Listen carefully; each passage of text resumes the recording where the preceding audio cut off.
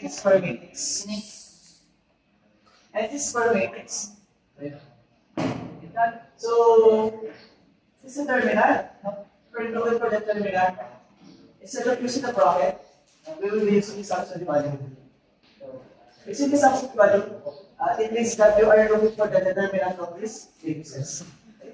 For example, we have matrix A, B, C, D. For note, get the determinant of this matrix A. You can denote this matrix A by this one, let A, let A or this one A. Okay, still the same. Equal to A, B, C. Kaya ba? So that's how you like represent this determinant. Okay? Determinant. Next, so I have those methods on finding the determinant of matrices. So the first one is this Leibniz formula. Okay. I'll be giving you the technique of using this. This Leibniz formula is only applicable. It is typically used.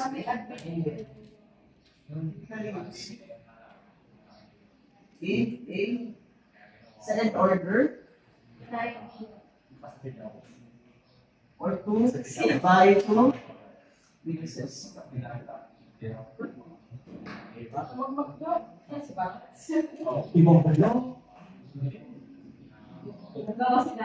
Okay, so given that you have matrix A and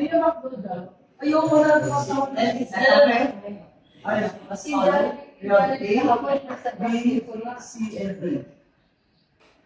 So the determinant, okay.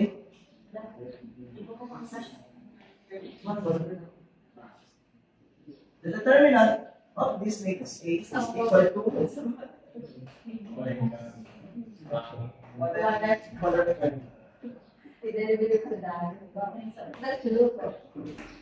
is equal to the product of these elements of this diagonal.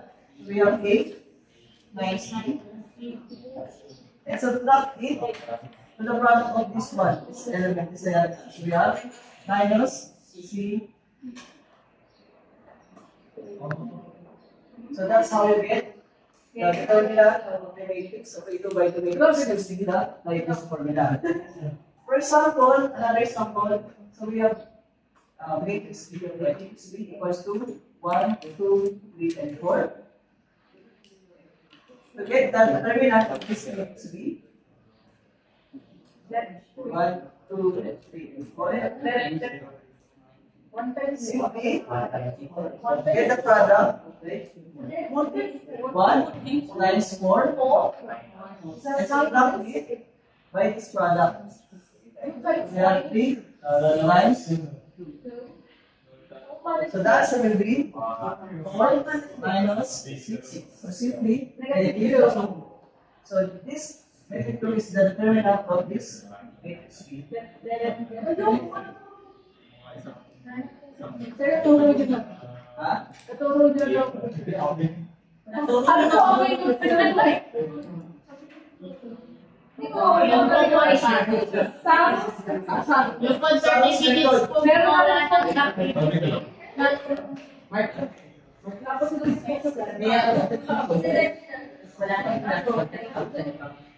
Ano na rin tayo sa house din? Meron na rin po. Pamituan na. Barbecue pala. Diba?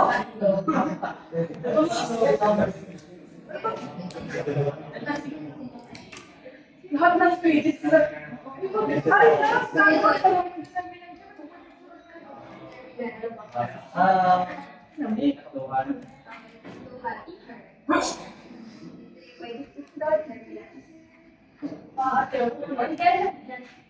Co-factor, natulog na. Co-factor sa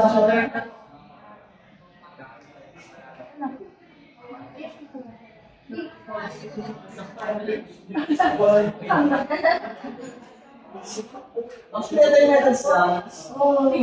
I given you the methods of how to solve this following determinants, variables.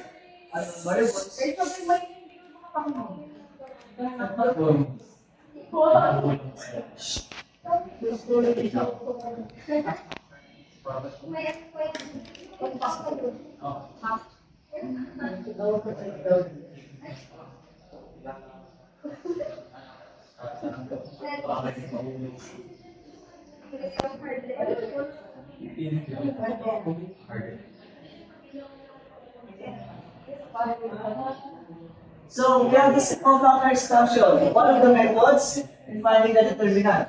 Okay? In this process, we're expanding the row in volume, and then we will get the compactor divider of these stages. So let us first define what is compactor divider.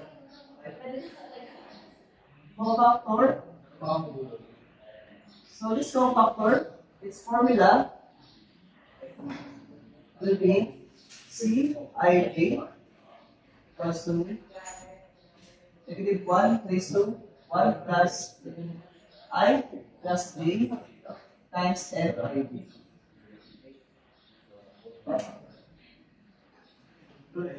Given that you have the element, certain element, and then you want to get the compactor, this will be the formula.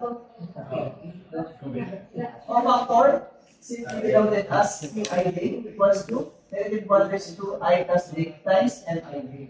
So this Mij is the minor, and this Mij is equal to the determinant of A. The determinant of the submatrix of the original matrix. Okay.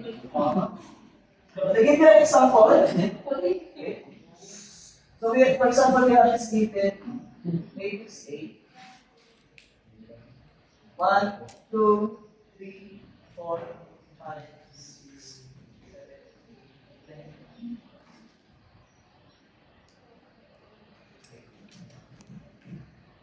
So we need to get the compactor. So let's say I want to get the compactor on this element 1. So this element 1 is positioned in what? It is positioned in row 1, row 1, column 1. So our indices here should be C11. Okay? We need to get the compactor.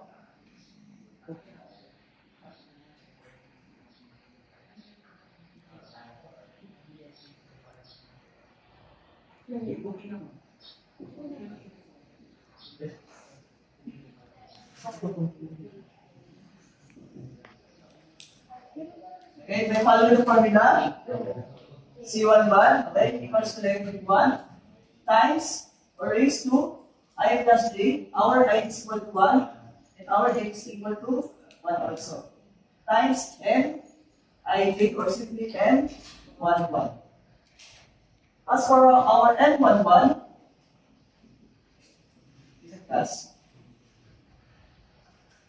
this minor is the submatrix of our original matrix. So in order to get the submatrix of this, take note of the position. Okay. Row 1, column 1. So simply we remove row 1 and column 1. Okay. And then the remaining elements should be 5, 6, 8, and 9. Next, we need to get the determinant of this. We need to get the determinant of this minor. What is this? So that will be, okay, take note that we are dealing with the 2x2 matrix. So what will be the method we will be used to get the determinant of a 2x2 matrix? Yung like this formula, hindi ko mas mo. Okay, so we have 5 times 9. Subtracting by this product, so we have 8 times 6. So what will be the answer? The fourth type here, minus 28 is negative. So our M11 is equal to negative. Let's go back here. See what time. So we have C, negative 1 raised to 1 plus 1 is simply 2, right? Negative 1 raised to 2. Negative 1 squared is simply 1.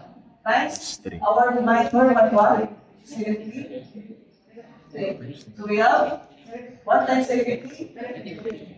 So the cofactor of this element 1 is equal to negative 3. That's how we get the cofactor, okay?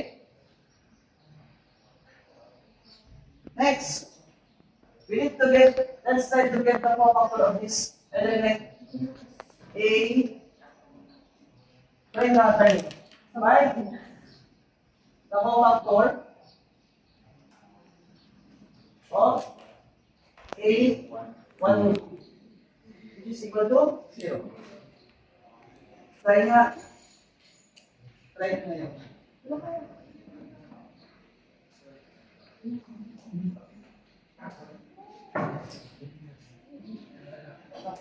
Anyone wants to try the board?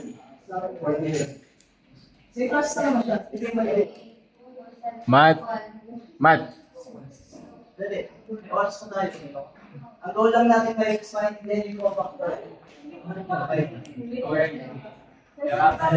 Kasi class na. Actually, ikaw. Dali. Ayoko po, sir. Alam ko, hindi ko lang Sino lang yan? Okay. This is the question kasi tonight.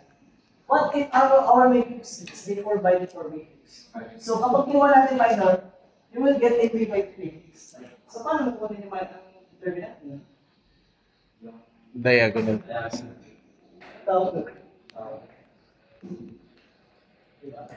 Again, I'm just giving you an adoption on how to solve yung Salus or Basket. You can use that. Bas.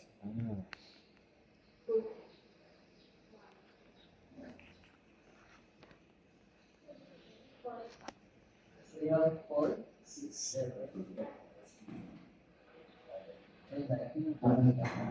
Kung paano mo din yung notation, yung mga sa determinant.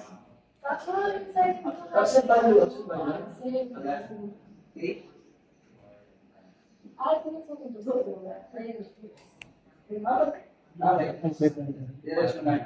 Okay. So that will be negative 6. And then, dito mo lang sulat. Ano sulat? Basically, and that will be yan. Ganyan mo kasi, magbukas sa fraction. Positive.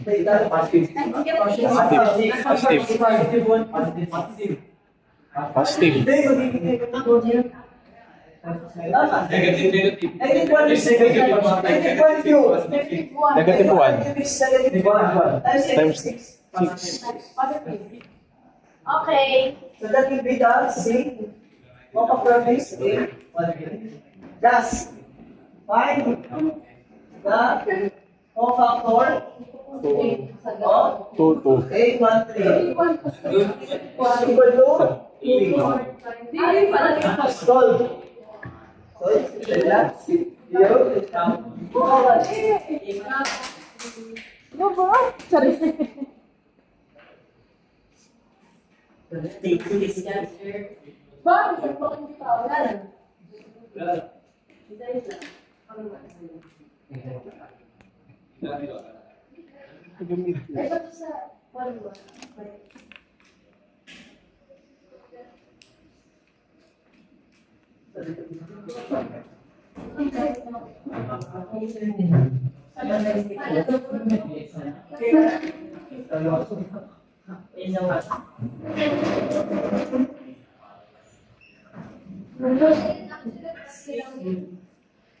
Absolute value.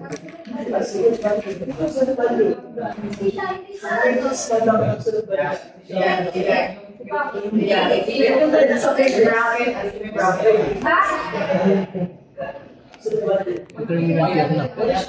A1 is equals to 1. Ay, like determinant. What daw? Determinant. Kung ano yung ano? Yung ibig sabihin nun, of A11 is equals to 1. Ay, FG kasi yun. Oo. At saka ako. Yung 1. Ayun, yung ano pala. Kita mo yung... Yung parang intersection.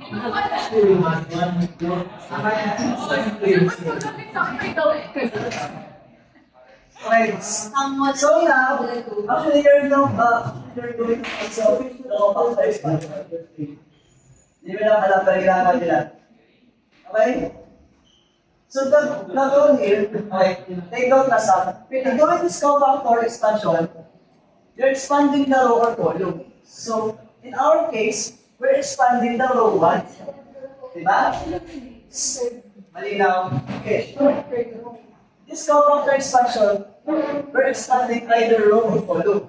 In our case, we are expanding this row 1. So that's why we are looking finding the compact of each element in this row 1. May malinaw po yun. Next, once you identify the compact chord of each element in this row 1, the formula will be this one. The elements that you choose, okay, times its corresponding compact chord. Okay? Again, element ng pili nyo, pumunta tayo sa compact chord niya, tapos mag-a-add mo lang, ganun din. So that will be the determinant. So what will be the answer? So we have, what is A11? A11 is, again, A11 is 1. C11 is A3. That is negative 3. Next, last, anong A1 natin? 0. 0. And our C1 is 6. negative 6. Ay, 6 last. Next, so we have A1B, which is 3 times our that is negative 3 also. So, don't compute. So, we have negative 3 plus 0 minus 3. Simply, our determinant is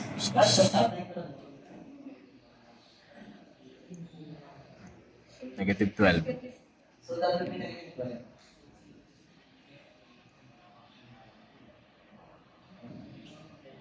Okay, nagawa na yung compact expansion.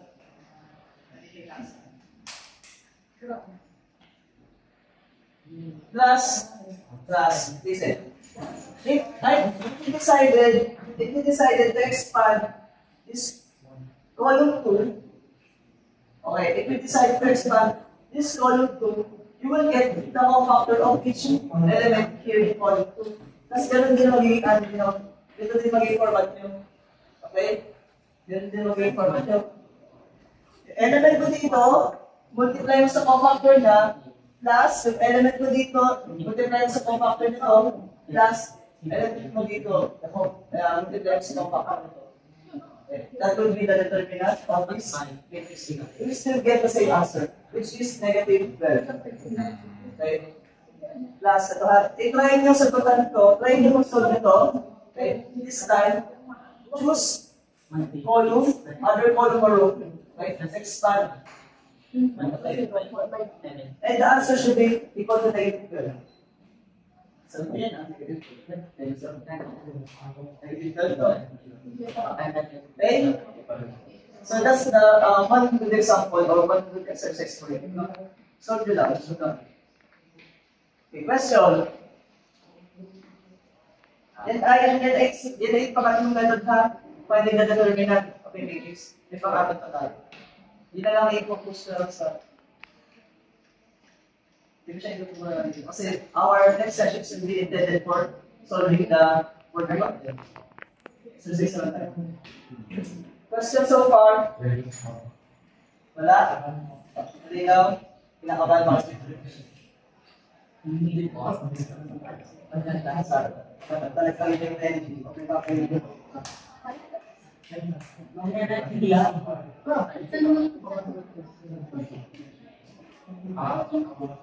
Wait.